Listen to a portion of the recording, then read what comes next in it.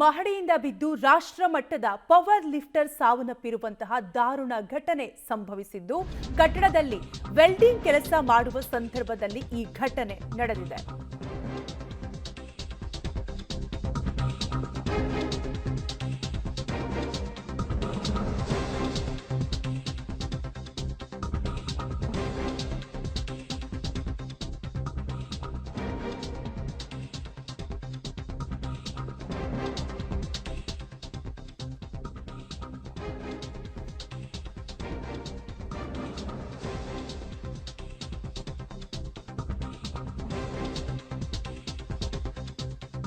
ಬೆಳಗಾವಿಯಲ್ಲಿ ಮತ್ತೊಂದು 100 ಕೋಟಿ ವಂಚನೆ ಪ್ರಕರಣಕ್ಕೆ ಸಂಬಂಧಪಟ್ಟಂತೆ ಆದಿತ್ಯರಾಜ್ ಕ್ಯಾಪಿಟಲ್ ಪ್ರೈವೇಟ್ ಲಿಮಿಟೆಡ್ ವಿಚಾರಣೆಯನ್ನ ಮಾಡಲಾಗ್ತಾ ಇದ್ದು ನಾಳೆ ಬೆಳಗ್ಗೆ ಮತ್ತೆ ಪರಿಶೀಲನೆ ಮುಂದುವರೆಯಲಿದೆ.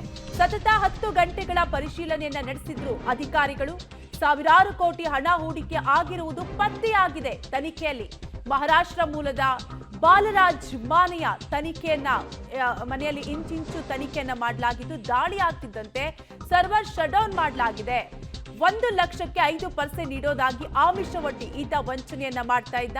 ಒಟ್ಟಾರೆಯಾಗಿ ಬೆಳಗಾವಿಯಲ್ಲಿ ಈ ಹಿಂದೆ ಕೂಡ ಇದೇ ರೀತಿಯಾದಂತಹ ವಂಚನೆ ಪ್ರಕರಣ ಬೆಳಕಿಗೆ ಬಂದಿತ್ತು. ಆ ಪ್ರಕರಣ ಮಾಸುವ ಮುನ್ನವೇ ಮತ್ತೊಂದು ಅದೇ ರೀತಿಯಾದಂತಹ ಘಟನೆ ನಡೆದಿದೆ. ನಾಳೆ ಬೆಳಗ್ಗೆ ಮತ್ತೆ ಪರಿಶೀಲನೆ ಮುಂದುವರೆಯಲಿದೆ. ಇವತ್ತು ಸತತ 10 ಗಂಟೆಗಳ ಕಾಲ ಅಧಿಕಾರಿಗಳು ಪರಿಶೀಲನೆಯನ್ನ ನಡೆಸಿ ಎಂಚಿಂಚು ಮಾಹಿತಿಯನ್ನು ಕೂಡ ಕಲೆ ಹಾಕಿ ಹೊರಟಿದ್ದು ಮಹಾರಾಷ್ಟ್ರ ಮೂಲದ ಬಾಲರಾಜ್ ಮಾನೆ ವಂಚಿಸ್ತಾ ಇದ್ದಂತಹ ಆರೋಪಿಯಾಗಿದ್ದು ಬೆಳಗಾವಿಯಲ್ಲಿ ಮತ್ತೊಂದು 100 ಕೋಟಿ ವಂಚನೆ ಕೇಸ್ ಬೆಳಕಿಗೆ ಬಂದಿದ್ದು ಈ ಕೇಸ್ಗೆ ಸಂಬಂಧಪಟ್ಟಂತೆ ಎಂಚಿಂಚು ಮಾಹಿತಿಯನ್ನ ಕಲೆ ಹಾಕ್ತಿದ್ದು ಸುಮಾರು 10 ಗಂಟೆಗಳ ಕಾಲ ಪರಿಶೀಲನೆಯನ್ನ ನಡೆಸಿದ್ದಾರೆ. ಡೀಟೇಲ್ಸ್ ಕೊಡ್ತಾರೆ ನಮ್ಮ ಪ್ರತಿನಿಧಿ ದಿಲೀಪ್, ದೂರವಾಣಿ ಸಂಪರ್ಕದಲ್ಲಿ ಕನೆಕ್ಟ್ ಆಗಿದ್ದಾರೆ. ದಿಲೀಪ್, ಬೆಳಗಾವಿಯಲ್ಲಿ ಮತ್ತೊಂದು 100 ಕೋಟಿ ವಂಚನೆ ಕೇಸ್ಗೆ ಸಂಬಂಧಪಟ್ಟಂತೆ ಈಗಾಗಲೇ ನಿರಂತರವಾಗಿ ಸುಮಾರು 10 ಗಂಟೆಗಳ ಕಾಲ ಪರಿಶೀಲನೆಯನ್ನ ನಡೆಸಿದ್ದಾರೆ ಅಧಿಕಾರಿಗಳು. ಏನಾದ್ರೂ ಮಹತ್ವದ ದಾಖಲೆಗಳು ಸಿಕ್ಕಿದೆಯಾ? ಏನೆಲ್ಲ ಡೀಟೇಲ್ಸ್ ಇದೆ?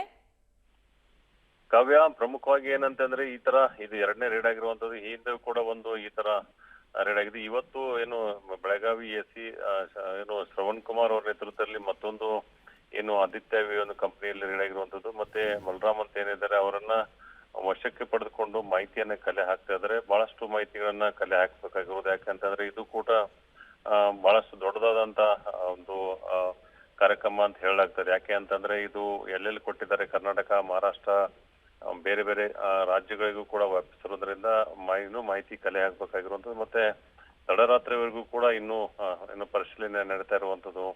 ಎಷ್ಟೆಷ್ಟು ಇನ್ವೆಸ್ಟ್ಮೆಂಟ್ ಆಗಿದೆ, ಯಾರು ಎಷ್ಟು ದುಡ್ಡು ಇಟ್ಟಿದ್ದಾರೆ, ಯಾರಿಗೆ ಎಷ್ಟು ಲೋನ್ ಅನ್ನ ಕೊಡಲಾಗಿದೆ, ಎಲ್ಲವನ್ನೂ ಕೂಡ ಕೂಲಂಕುಷವಾಗಿ ಪರಿಶೀಲನೆ ಆದ ನಂತರ ನಾಳೆ ಬೆಳಗ್ಗೆ ಮತ್ತೊಂದ್ಸರಿ ಮಾಧ್ಯಮಗಳಿಗೆ ಮಾತಾಡ್ತೀನಿ ಅಂತ ಹೇಳಿ ಅಧಿಕಾರಿಗಳು ತಿಳಿಸಿರುವಂತದ್ದು.